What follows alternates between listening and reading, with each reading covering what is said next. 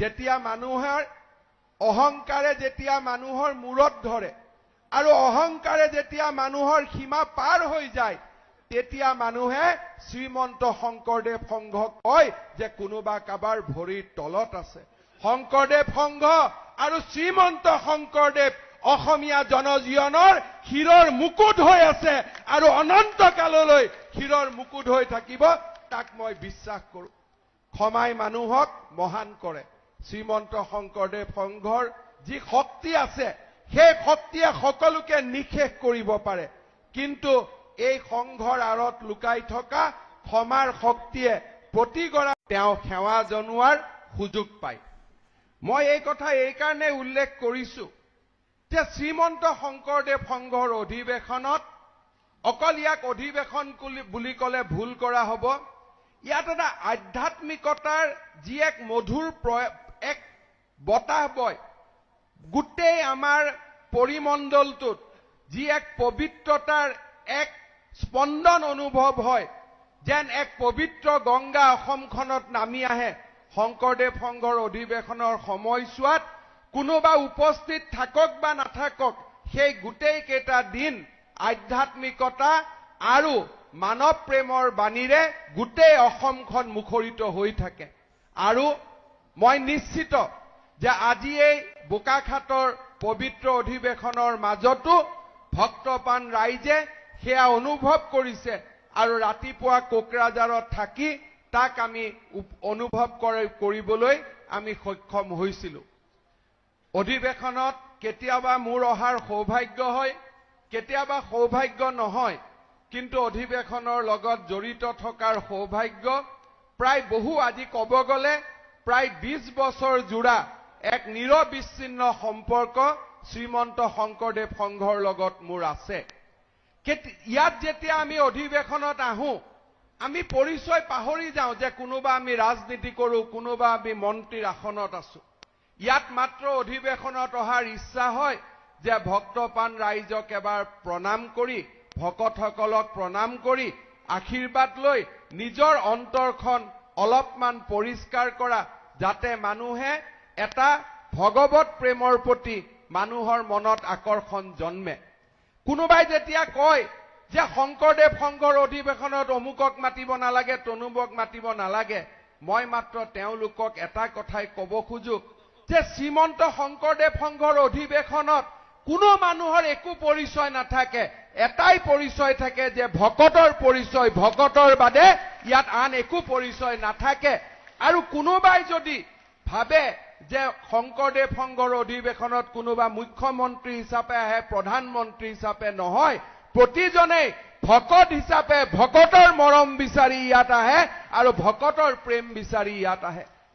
কোনোবাই যেতিয়া কয় যে শ্ৰীমন্ত শংকৰদেৱ সংঘ কাৰোবাৰ ভৰিৰ তলত, মই তেওঁলোকক কম যে 89 বছৰে শ্ৰীমন্ত শংকৰদেৱ সংঘই প্ৰমাণ কৰিছে যে অসমৰ জাতীয় জীৱনৰ পথ প্ৰদৰ্শক হিচাপে যদি কোনোবা এটা অনুষ্ঠানে নিৰবিচ্ছিন্নভাৱে কাম কৰিছে, একাগ্ৰতাৰে কাম কৰিছে, সেয়া শ্ৰীমন্ত শংকৰদেৱ সংঘৰ বাহিৰে আন কোনো নহয় বুলি মই ক'ব পাৰোঁ।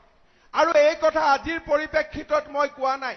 ছয়গাঁৱত যেতিয়া শ্ৰীমন্ত শংকৰদেৱ সংঘৰ অধিৱেশন অনুষ্ঠিত হৈছিল, সেই অধিৱেশনত মোক ভাষণ দিয়াৰ যেতিয়া সুযোগ দিছিল, তেতিয়া মই এটা কথাই কৈছিলোঁ যে শ্ৰীমন্ত শংকৰদেৱ সংঘ এক এনেকুৱা অনুষ্ঠান য'ত আধ্যাত্মিকতা আৰু গুৰুজনাৰ সেৱাৰ বাহিৰে ইয়াত আন একো কথা চৰ্চা নহয়।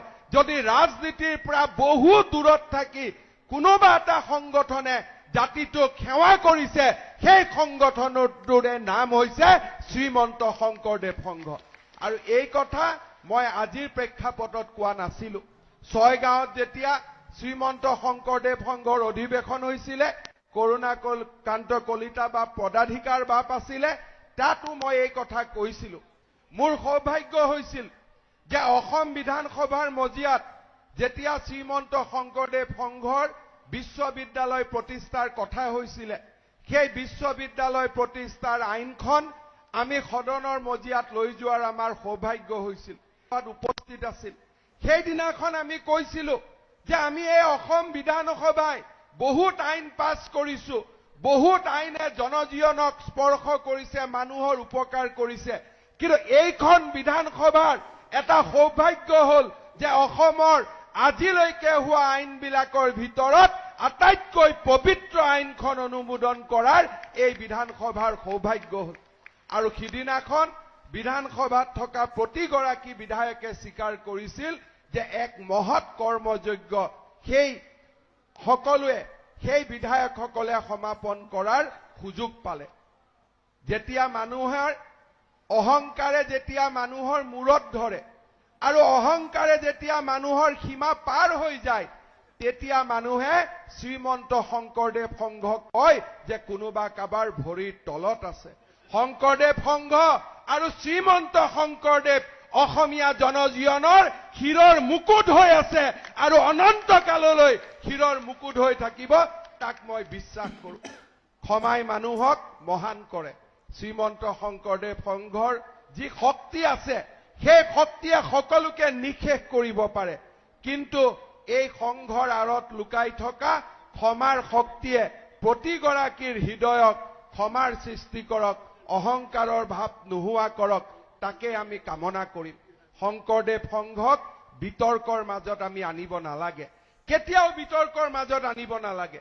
যোৱাবাৰ যেতিয়া মৰিগাঁও অধিৱেশনত শংকৰদেৱ সংঘৰ ফালৰ পৰা প্ৰধানমন্ত্ৰী ডাঙৰীয়াক নিমন্ত্ৰণৰ কথা কোৱা হৈছিল, মুখ্যমন্ত্ৰী ডাঙৰীয়াৰো আমাক নিমন্ত্ৰণ কৰা হৈছিল, বিতৰ্কৰ পৰা দূৰত থকাৰ বাবেই অধিৱেশনৰ প্ৰাকখনতে গৈ অধিৱেশনস্থলীত ভকতসকলক আমি সেৱা কৰি আহিছিলোঁ। আৰু অধিৱেশনৰ সময়ত কৰবাত কোনোবাই আমাক লৈ বিতৰ্ক কৰক বুলি আমি কৌটি মাইল দূৰত থাকি তাৰ পৰাই আমি ভকতসকলক, ভক্তপান ৰাইজক আমি সেৱা জনাইছিলোঁ। আমাৰ মনত সদায় এটা কথা থাকে যে আমি বিতৰ্কিত হৈ থাকিম, আমাক বিতৰ্কই আৱৰি থাকক, কিন্তু শ্ৰীমন্ত শংকৰদেৱ সংঘ,